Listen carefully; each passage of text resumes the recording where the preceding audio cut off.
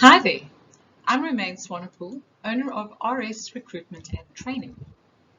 Thank you for your application for the position of Sales Lead Specialist or Virtual Sales Agent, and congratulations on being selected to attend an interview with the team at MotorLead. The purpose of this video is to help you prepare for the interview so that you can put your best foot forward.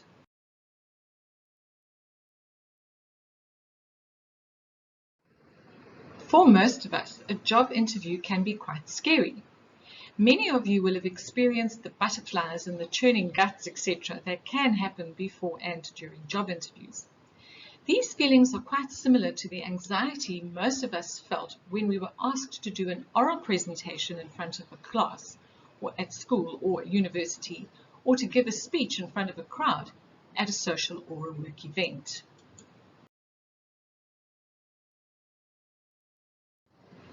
I'm sure, though, you also remember that the better prepared you were for the speech or oral presentation, the more confident you felt and the better the outcome. So the point I'm trying to make is that our success in any type of interview, like with public speaking, will depend directly on how well you have prepared beforehand. And in the words of Jackson Brown Jr., who wrote the bestseller Life's Little Instruction Book, and he said, "The best preparation for tomorrow is doing your best today." And this is absolutely true when it comes to success in interviews.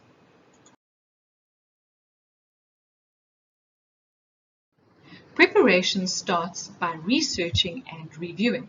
First of all, the company itself, which in this case is MotorLead. Go to their website and have a good look and see what they're all about and what they do, so that you have a good idea about their core business.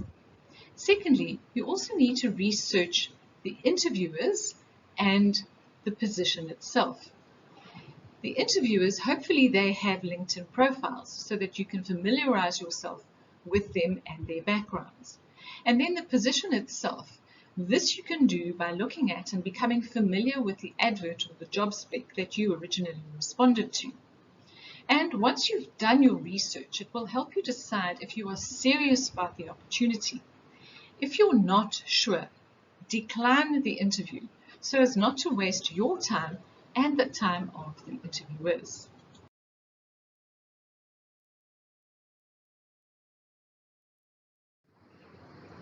If you do decide to go ahead, then it's time to predict, prepare, and practice.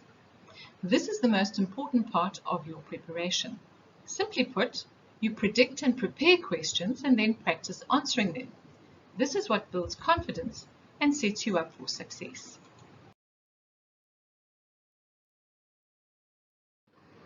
The first question is very predictable and is usually designed to break the ice and put you at ease, and will be a general question like, "Tell me a little bit about yourself," or "Why did you choose this line of work?" or "I can see from your CV that." So you need to prepare a brief work-related synopsis, giving details about why you are passionate about and why you chose your particular field of work. Go on to mention the main career milestones and highlights during your education and or career. And this shouldn't be longer than a minute or two.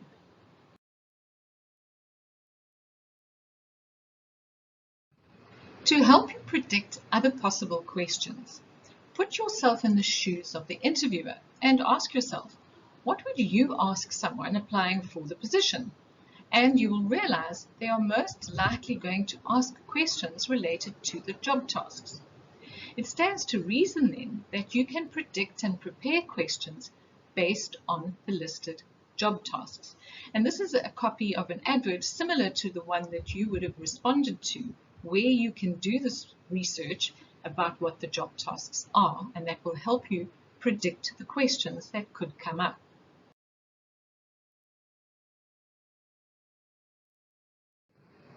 So you start by listing the job criteria. And here you can see a list of the job criteria for this particular position. Next, you predict possible questions about those job tasks. And then finally, you prepare answers to those questions.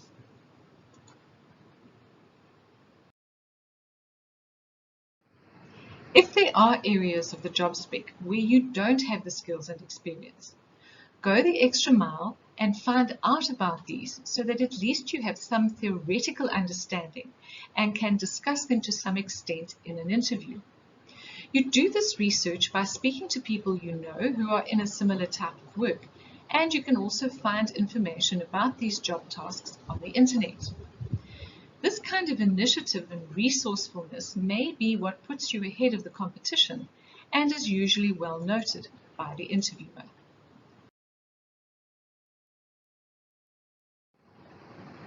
There are other generic questions that come up quite frequently and are quite easy to predict. For example, what are your personal, long, medium, and short-term goals? Where do you want to be in 5 years? So an interviewer will ask these questions about your long-term goals or where you want to be in 5 years to get a sense of if you intend to stick around for a reasonable period of time. No one wants to employ someone who will emigrate next year or pursue their singing career on The Voice next week. They also want to see what your aspirations are and if their business can accommodate these. So you need to prepare your answer to this question with these factors in mind.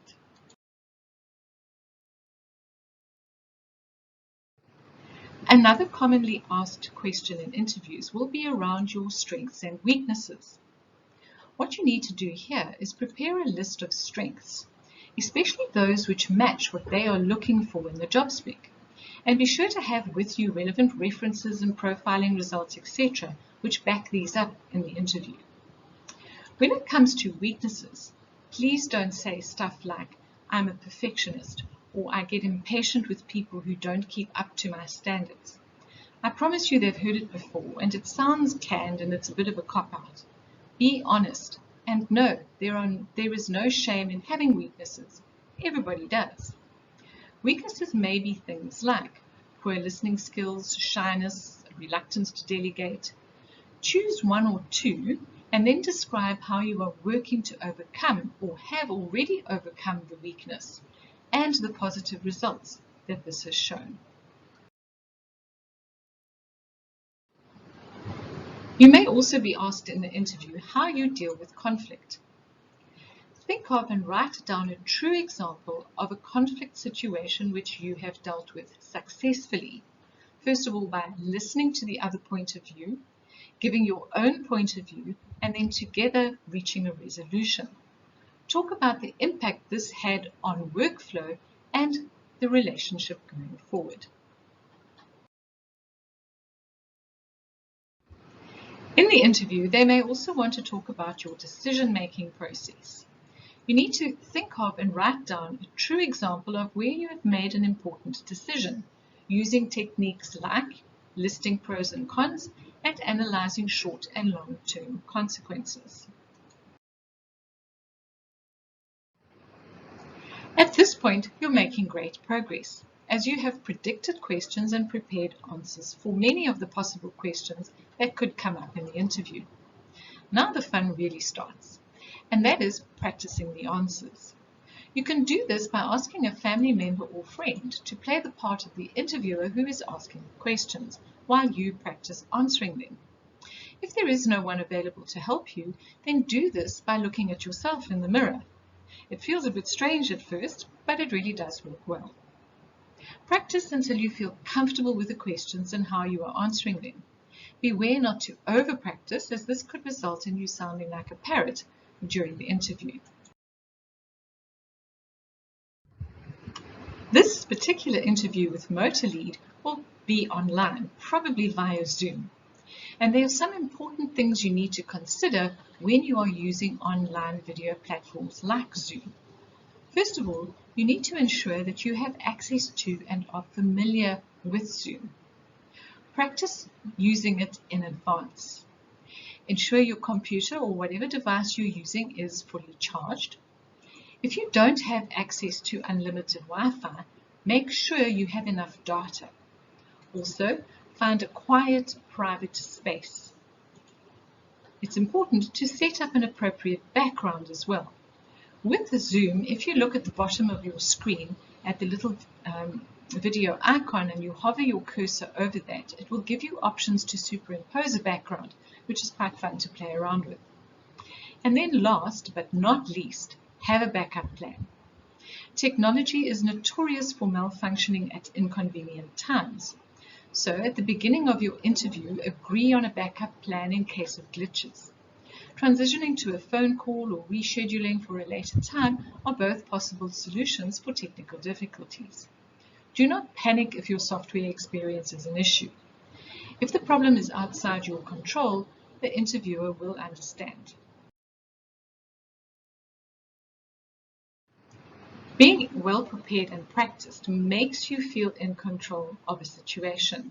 And being in control is most the battle won when it comes to dealing with stress or interview nerves. But sometimes, even if you are very well prepared, you may still experience a few butterflies. To keep yourself calm and confident, try one or several of the following. Remember what value you have added in the past. Visualize success. Take deep breaths. Remember what good things people have said about your work and your character. Have a calming fragrance nearby, for example, lavender. And create and say an affirmation that is meaningful to you and appropriate to the situation. Things to avoid would be alcohol and caffeine. At the end of the interview, you can thank the interviewers for their time and the opportunity. And if you feel comfortable to do so, you can ask them by when they will be making their final decision.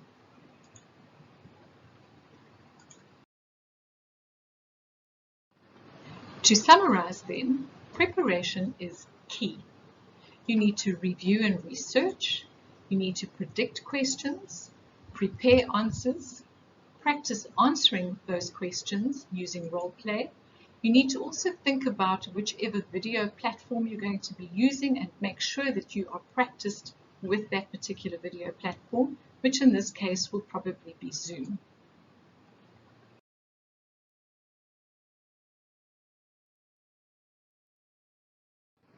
Good luck with your preparation, and I will be calling you soon where you can ask me any questions that you may have. I'd like to leave you with this thought by Arthur Ashe, a famous sports champion. One important key to success is self-confidence. An important key to self-confidence is preparation.